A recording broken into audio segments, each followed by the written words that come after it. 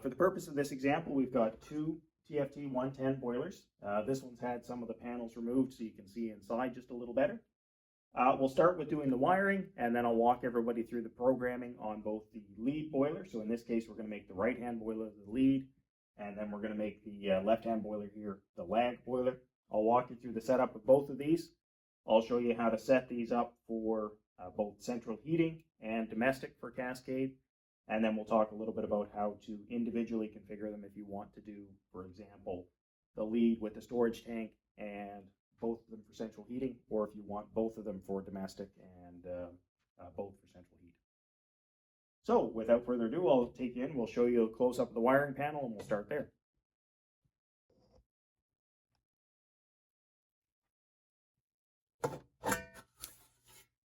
So we're going to start with our lead boiler. So we're going to remove the wiring panel cover, and what you're going to need in order to cascade your boilers is a 3-conductor wire. In this particular case, I'm just using a 3-conductor wire that we use in production. When you're dealing with thin wire like this, what I like to do is strip a fairly long section of wire. I'll take it and I'll fold it over so I get a slightly thicker piece to crimp onto. And that just ensures I get a good solid connection when I make my electrical connections. You're going to take this, pass it through one of the grommets in the bottom of the boiler, and you've got data plus, data minus, and data common. My preferred way of doing this is red is always plus, minus is black, and then common is green. Whatever your preference is, it really doesn't matter. It's all that's important is that when you connect each of the boilers together, it's plus to plus, minus to minus, and common to common.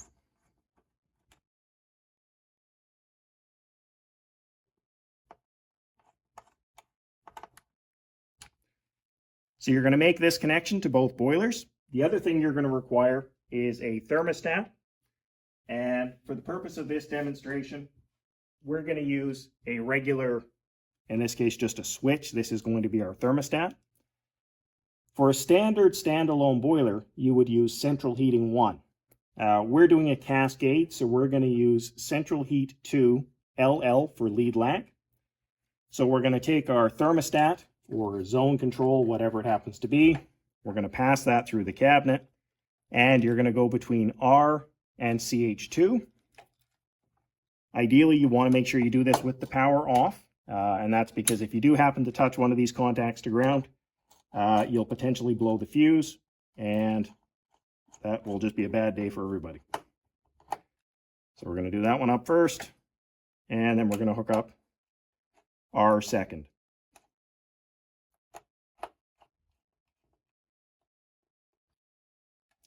So we've got a nice secure connection there.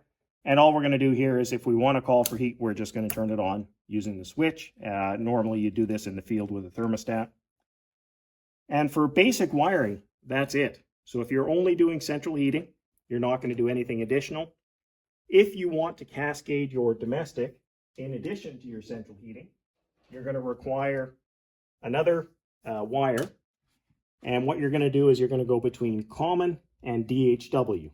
So we'll pass our wires in. And you're basically going to go again common to DHW. That's going to give you your domestic call. When you're cascading multiple boilers to do a single hot water tank or to do hot water as a combination or as a group of units, you can only use an aquastat. So you're going to have a 2-conductor wire going to an aquastat. If you're doing a standalone boiler, then you can use a tank sensor, and again, it would go between DHW and common. So for right now, we're going to pretend like we're doing a cascade, and we're going to hook up our 2 wires here. So we'll fold those over so we get a good solid contact. And in my world, all of the common wires are a dark color, like a black or green. So we're going to hook black there. And we're going to hook red up to the signal or the DHW contact. So that takes care of our domestic wiring. This wire is going to go off to a storage tank on an aquastat when we're doing a cascade. And that's the assumption for today. Now, one other component you may require, and I would recommend that you use one on every job when you're doing a cascade, is a system sensor. So this looks very similar to our outdoor sensor. The only difference is it has a little button on the back, and that's the temperature sensor. It's got a little groove in the front, and what you want to do with this is you're going to strap it over top of the supply pipe on the boilers. So you're going to find where both boilers manifold together. You're going to strap this to the supply pipe in a location that's going to see the system water temperature. Anytime you're doing a Cascade, that's generally the preferred way to do it. If you're not using this sensor, that's okay. There is a program change you have to make, and I'll show you that once we get into the programming. And for your system sensor, you're just going to go between common and right next to it is system. And again, same thing, you'd go black and red for your system sensor. For the purpose of this exercise, I'm going to assume that we're not using the system sensor. And the reason I'm doing that is so that I can show you the programming that's necessary when you don't add a system sensor. If you are adding a system sensor, there's no additional programming necessary. So next up, we're going to show you programming of our master boiler here, and then we'll show you programming of the lag boiler, and then we'll get into some more details. So now that we've finished our wiring, we're going to set up the Cascade. So we've powered up, this will be our master boiler we're going to set up first. So the first thing you're going to see when you turn it on after it boots up is we're going to be on the home screen. It's not actually going to say lead boiler. I've named that one specifically so that when we're watching the video, it's easy to see which one's which, but this is the lead or the master boiler. I'll show you how to name it in just a moment. Before we get too far into it, the setup screen over here is perhaps poorly named. Setup really just means display setup. So this is where you can change functions in the display, such as whether or not you display alerts, for example. Typically with a Cascade, I would recommend unchecking this particular box. The reason for that is when you're doing a Cascade and these two boilers are talking, if the second boiler, for example, is in a post-purge and the lead or the master boiler requests that the secondary boiler turn on, while it's in that post-purge state, it's actually unavailable.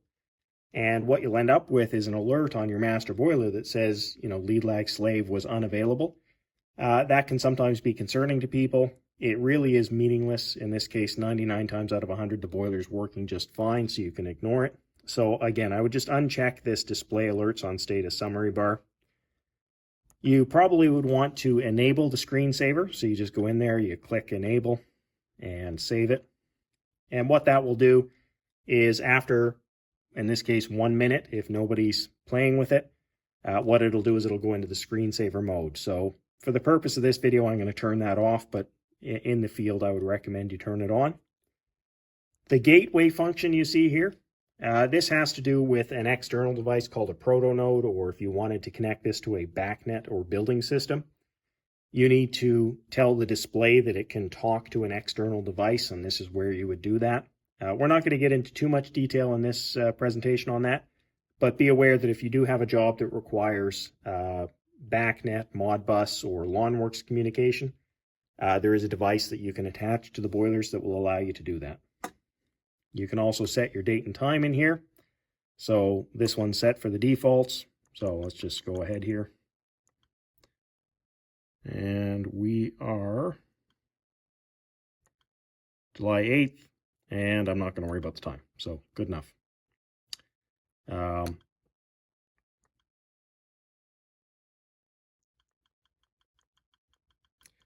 Getting the year set, obviously you can see, is a bit of a pain. So for now, we'll call it 2013, January 8th. So we're going to save all that. Use the back button up top here. This takes you back one screen at a time.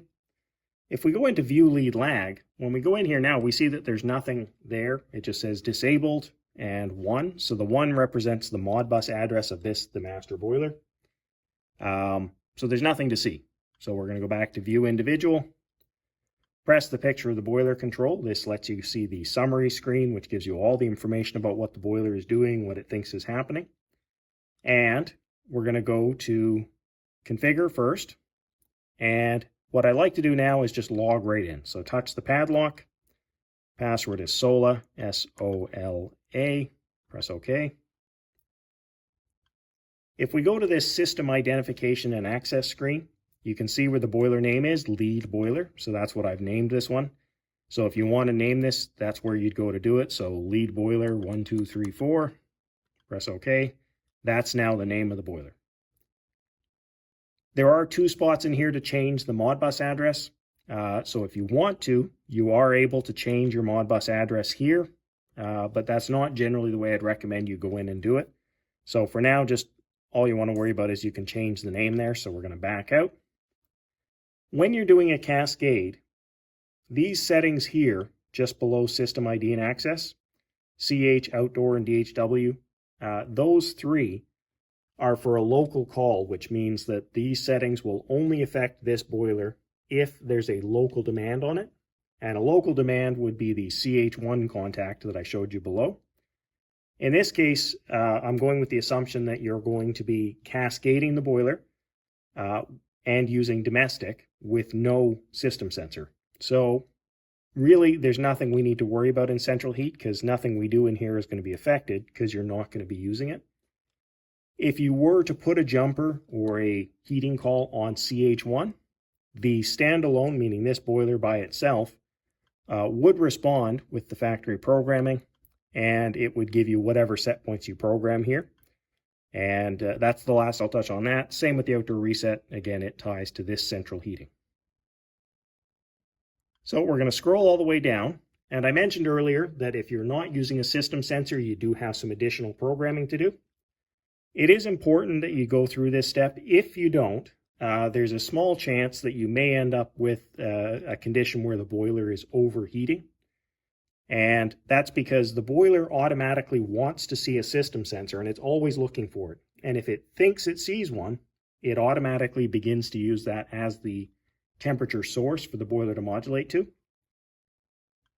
If for some reason you have a bit of an electrical storm or something, what can happen is the boiler thinks that it sees a system sensor, and for whatever reason, if there's nothing hooked up, that confuses the boiler control, and it thinks that the system is minus 39 Fahrenheit, and it does everything within its power to try and get that system up above that temperature. So in order to prevent that from happening, what we want to do is go into this sensor configuration screen. So it's near the bottom, sensor configuration.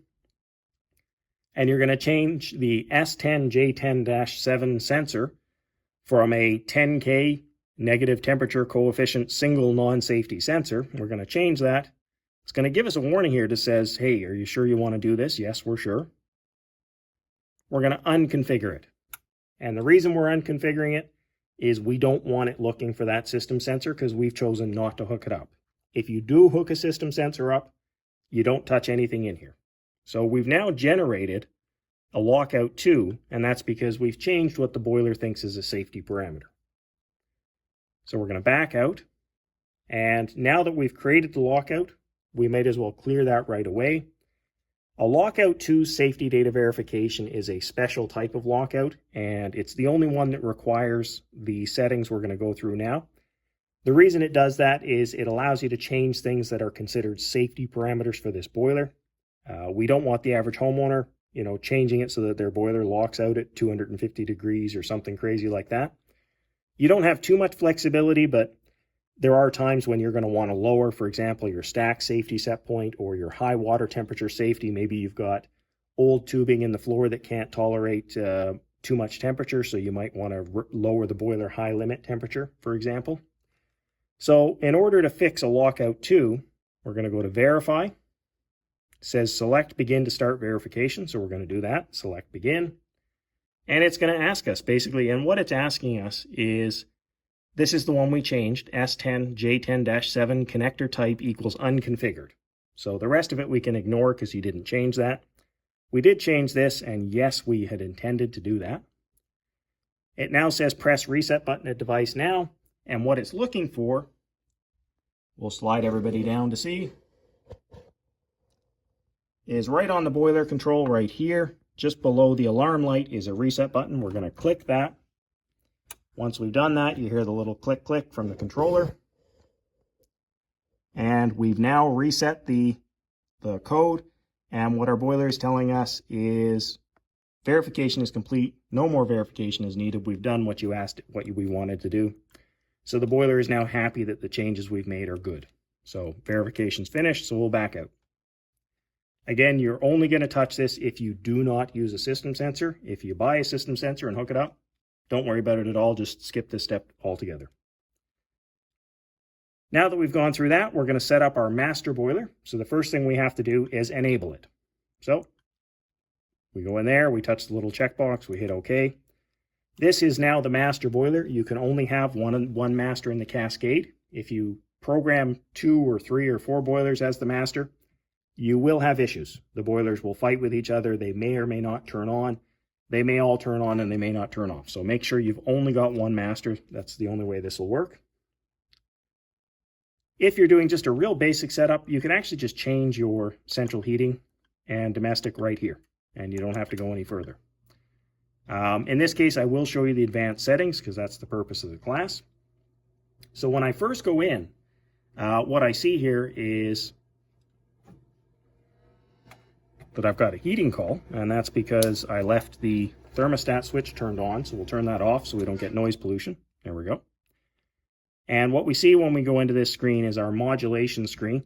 This is basically the differential screen. So off hysteresis is off differential, on hysteresis is on differential. So just for curiosity's sake, we're going to change these to 9 and 9 just to say that we did something. So those are now set. Ignore P gain and I gain. Scroll to the right or to the left, whichever way you're going. In this case, we're going to go to the right. The next thing we see is our demand switch. So the boiler's asking, where do you want me to look to see if I have a call for heat? The answer is, in this case, stat terminal. We could also change it to modulation sensor, or we could disable it. So if you leave it disabled, obviously it doesn't work. If you leave it on stat terminal, it's going to look at the CH2 and R contact that I hooked up earlier. If you leave it at modulation sensor, what that tells the boiler is if there's a system sensor there, when that sensor gets too cold, turn on. When it gets too hot, turn off.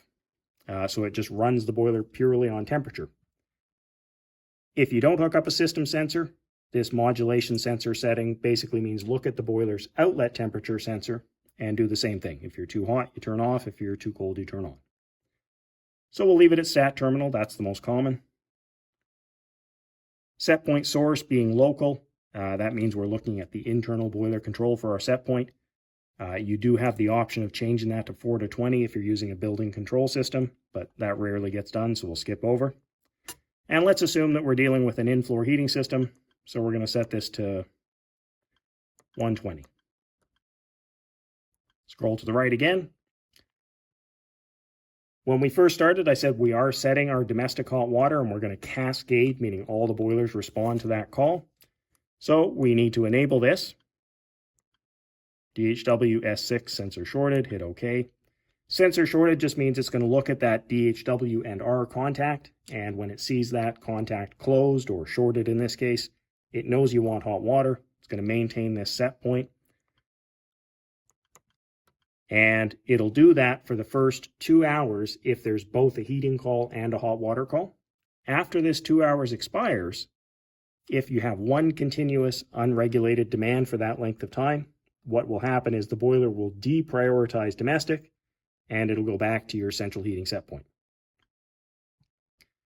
So you want to make sure you set this based on the needs of the application. If you're doing a car wash, for example, and let's say you're doing some sort of space heating, a car wash, the demand could easily exceed 2 hours.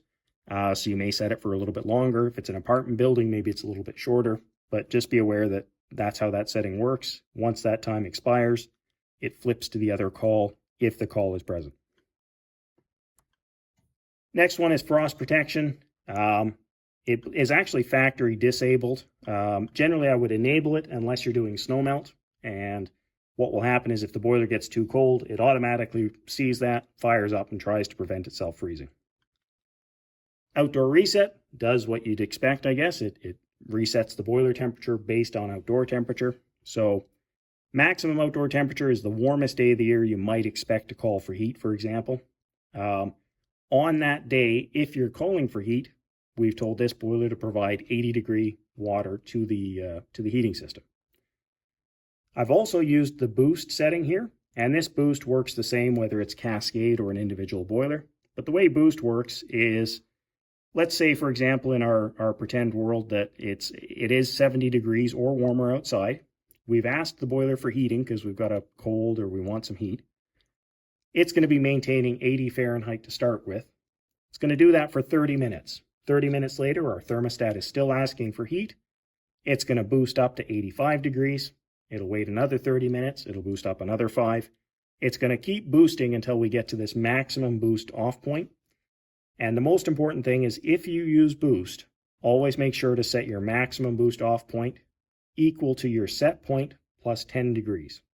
So our set point was 120. Set point plus 10 is 130. That's where we set our maximum boost off point. The boiler will not go above this 130 at all. And what will typically happen is as soon as this temperature gets to about like 128 or 129, it'll just shut the burner off and that'll kill the call for heating. So if, for example, you wanted 180 in your system and you left this set at 130, which is the factory default, once it goes into boost mode, it actually shuts the burner off well below your set point. So figure out what your set point is, add 10 degrees, and that's what this boost off point is. If we click show line, those numbers we were talking about, minimum outdoor temperature here, 0, maximum outdoor temperature at 70. And we've also got our low water temperature or low boiler temperature is 80 Fahrenheit at 70 degrees. That's what that means. And we set 120 degrees at 0 Fahrenheit, which is what we see there. When you adjust those settings, what you're doing is you're effectively dragging and dropping these squares to different locations on the screen so that you can shape this curve the way you want it to look. Once you're happy with that, we back out, scroll to the next slide. Warm weather shutdown sort of does exactly what you'd expect it to do. Generally in a Cascade, you're probably going to be using this. I would recommend the shutdown immediately feature. So what that means is as soon as you hit 70 Fahrenheit outside, it kills the burner. If you choose shutdown after demand ends, what that means is the boiler has to see the thermostat stop asking for heat, and it has to be above 70 before it shuts the burner off. So shutdown immediately always works. In rare cases when you have a broken thermostat, shutdown after demand ends allows the boiler to run all summer even though you didn't want it to. So usually, again, that would happen because of a broken thermostat or miswiring. So shutdown immediately is a better choice. Algorithms. This is the way the boiler decides. You've asked me to cascade. How do you want me to decide what to do? Well, lead selection methods. You're going to select the lead boiler based on the amount of runtime. You're going to select your lag boiler based on the runtime. Leaving these alone, which is what I would recommend, allows the boilers to even out the wear and tear. And what that means is that at the end of a year, these boilers will probably be within about 1 hour's difference runtime between them, provided they're both operating properly. Obviously, if somebody shuts one off for 6 months of the year, that's going to be an issue. But as long as they're both left to their own devices, it'll maintain within about 1 hour the runtime on both of them. The forced lead rotation has to do with if you've got a continuous burner demand, but it only really requires 1 or maybe 2 boilers. What we want to do is to even the runtime and keep it within that hour window is we want to force it to rotate to the next boiler. That's what the forced rotation time does. So rate allocation and base load common. So base load common basically means once you give this boiler, or this cascade, I should say, a call for heat, it's going to maintain this base load. So it's going to run at 70% of its capacity if it needs to. And it'll do that until it brings the next boiler on. And we'll talk about bringing the next boiler on the next screen. But basically what base load common is going to do, the reason we do that is it helps with efficiency. If you're only running this boiler at a low firing rate, basically you've effectively got more heat exchanger for the same amount of for a smaller amount of fire, and you transfer more heat. So if we can run 2 or 3 or 4 boilers at 70% versus 1 or 2 boilers at 100%, you get more efficiency out of the system. And so that's why there's a base load common. You can adjust this up or down. As a rule, the factory setting of 70% works really well. There are applications where maybe you want to set it lower, and there are some applications in rare cases where you may want to set it higher. Generally, the factory default works pretty well. Now, we know that the boiler is going to run at 70% until the next one is required, and this is where the boiler decides when the next one is required. So error threshold is how far away from the desired set point do I have to be before I need to turn on another boiler. So in this case, it says, well, if I get to within 5 degrees of set point, then I'm content that I'm satisfying the needs of the system. I don't have to bring on another boiler. However, if I'm more than 5 degrees away from the set point and it's been more than 5 minutes, now I need to bring a friend on to help me achieve the system temperature. So the 5 minutes is the default. It works quite well. If you have an application where, I don't know, maybe it's a big in-floor heating system and it doesn't need to be dramatically responsive, or you're trying to get the most efficiency, you may want to raise this so that it waits longer before it brings the next boiler on. Or if you have a hot water application with an LX, for example, and you need all of your boilers firing as fast as possible, what you can do is lower that number down from 5 minutes, and the minimum you can set is 1 minute. Some of the newer programs will allow you to go to 0. It's a little bit misleading because of the internal processes the controls have to go through. 1 minute is effectively the minimum delay between bringing boiler 1 and boiler 2 on. So in a worst case scenario, if you had 8 boilers and you had to bring them all on as fast as possible, it will take about 8 minutes to go from 1 boiler running to all 8 running. And that's it. You've now set up your master boiler. So what we're going to do now is we're going to jump over to a lag or a slave boiler. We'll show you how to set that up, and then we'll show you a little bit about these units firing.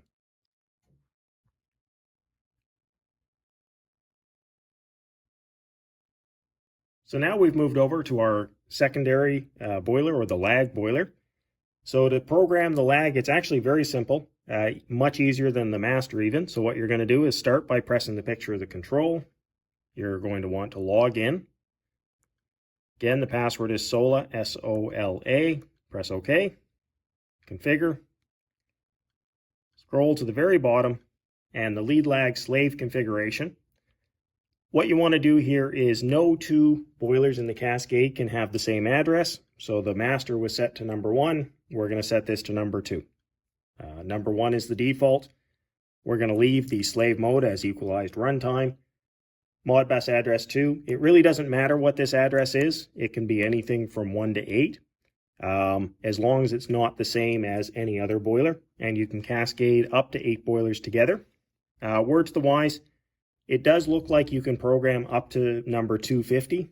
The Cascade will not recognize numbers that are any higher than about 18 or 19. And it definitely recognizes 1 to 8. So if you stick to 1 to 8, you'll have no problems. So we'll set it at number 2, because that's what most people would expect. And that's it. You're done. You've now programmed this boiler as a slave to the master. What we're going to do is I'm going to move everybody over. We're going to fire the master back up, and then we'll run the Cascade and show everybody what that looks like. So our master's back on. We'll move everybody over. So it takes about a minute for the boiler to boot up. Once it does, what I'm going to show you is on the home screen, we have the option to go into that view lead lag, and we're going to have a few more options now than what we had previously. So previously when you went in there, it just said none because there was no boiler cascaded together. There is now. So what we should see when we go in there is 2 different boxes, one of them showing address number 1, which would be our master in this case, and then another box showing number 2. A couple of things to note. You see how it says 1 boiler found, and then it goes into this sequence here. So the 1 boiler found means that this screen found a boiler. In this case, it was address number 1. And number 1 is the default address for the screen to talk to the boiler control. There is a second Modbus communication port, which is used for cascading. And so that's why when we went into the Cascade, you saw 2 different Modbus addresses. It's because the number 1 is for the screen to talk to the control, and Modbus 2 is for the control to talk to another control. So now we're back up and we're running. We're going to go to view lead lag, and there we go. We have 2 different boilers. They're both available. And what we're going to do is give the master a call for space heat. So it's now talked to both boilers. It's verified that number 1 has the lowest amount of runtime, and it's starting with that. Now in this case, it is just a coincidence that number 1 started, and it would be because it's determined that the number 1 boiler in this case has less runtime than the second boiler. So the value of these numbers 1 and 2 is irrelevant. The numbers that you see here are just the Modbus addresses that we programmed.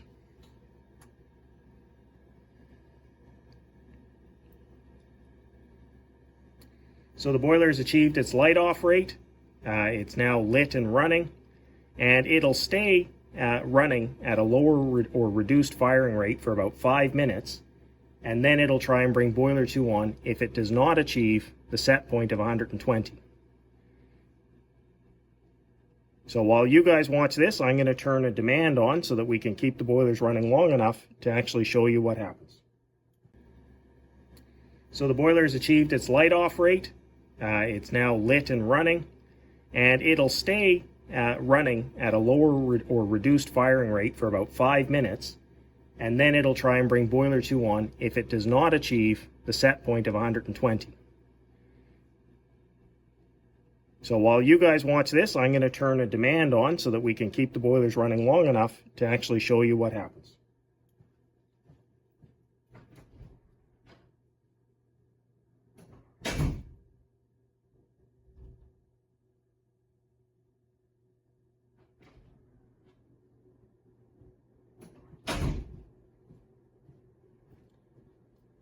So the 69% you see there, remember we programmed base load common at 70%. For some reason it does show up as just 69 here.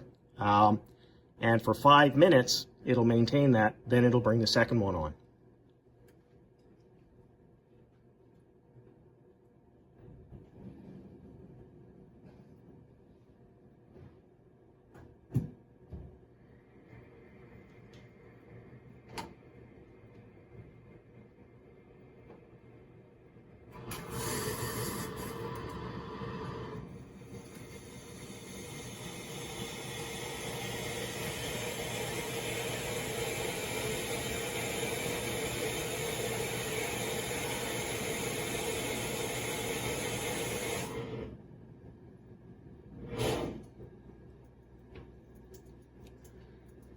So there we go, boiler 2 is now firing, and I've turned the demand off. You probably heard the hot water or the water roaring a bit there for a second. So you can see the 2 boilers. If you were to look at the boiler next to me, you would see that it is also firing.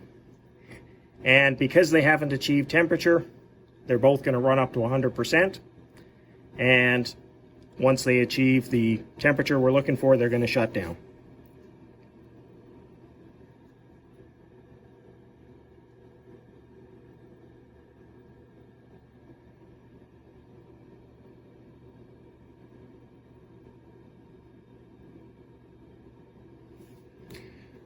While that's heating up the loop here, we're going to go back to View Individual.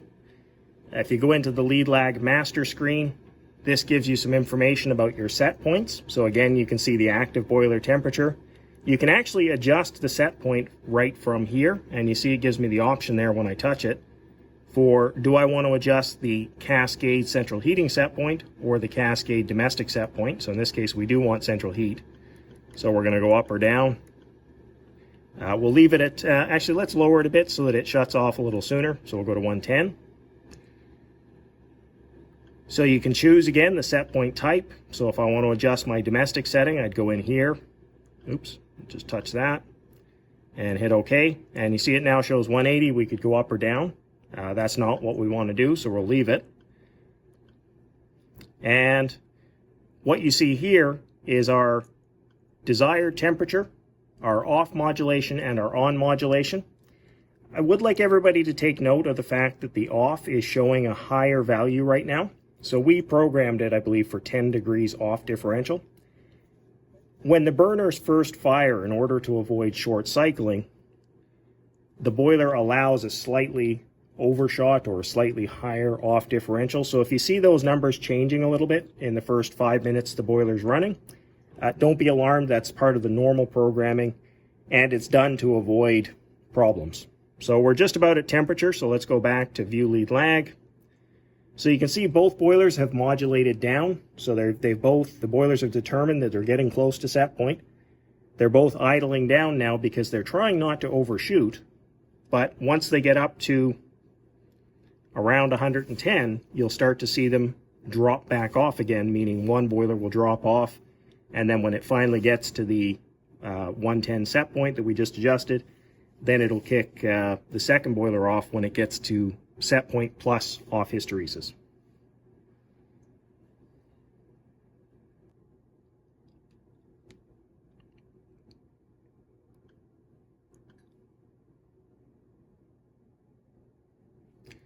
So you can see the boilers are running down near their minimum, and we're very quickly approaching the set point. You can see our Cascade set point here. So modulation is the desired rate. Off hysteresis is 10, so it shows 120. On hysteresis is 10 degrees, so it's set point minus 10. And so that's what we're seeing. Now I just heard the second boiler shut off, so if we go here, you can see where it says recovering. So what's happened is we've gotten so close to set point that the Cascade has decided that it does not need 2 boilers running. So it shut one down. Recovering in this case means it's gone into post-purge. Nothing to worry about. Even though it's red, it just means that that boiler has dropped out of the loop or out of the Cascade. It's now finished its post-purge, so it's now available to be used again. And again, based on hours of runtime, we'll determine which of these 2 fires on the next burner cycle.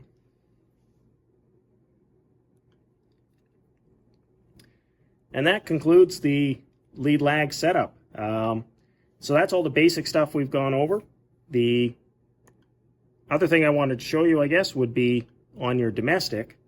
So when we first set up our master, we'd gone into the lead lag master configuration, and we had enabled domestic hot water. So what this means is when there's a call for hot water, the cascade of boilers, meaning all the boilers in the cascade, will respond. There are applications like the drawing that I showed where potentially you might only want a single boiler to fire for domestic, but you want them all for space heating. If you're setting that up, again, we'll start from scratch. So we're now setting up a lead lag master boiler, if you like, for Cascade space heat and then individual domestic. What you would do is you'd go into your configuration again. You'd want to make sure you're logged in. Oops, it's SOLA, not SOLAC. There we go, SOLA. Okay, you'd scroll down to lead lag master. You'd want to make sure it's enabled. In your advanced settings here, when you go to this demand switch, you're going to leave this disabled. So now we're not going to do Cascade domestic anymore. We're going to back out. We're back on the local menu now. So anything you see up here at the top, so CH, outdoor, DHW, this is a local call, meaning just this boiler responds, not the Cascade. We'll go to DHW and we want to enable it. Now what will happen is when this boiler sees the domestic call, it will be the only one that fires. The remainder of the boilers in the Cascade will stay running for space heating if they're requested to do so. And of course, all the settings you see here apply equally to this one boiler as they did to the Cascade, meaning the set point is going to be 180. On and off hysteresis is still just your differential.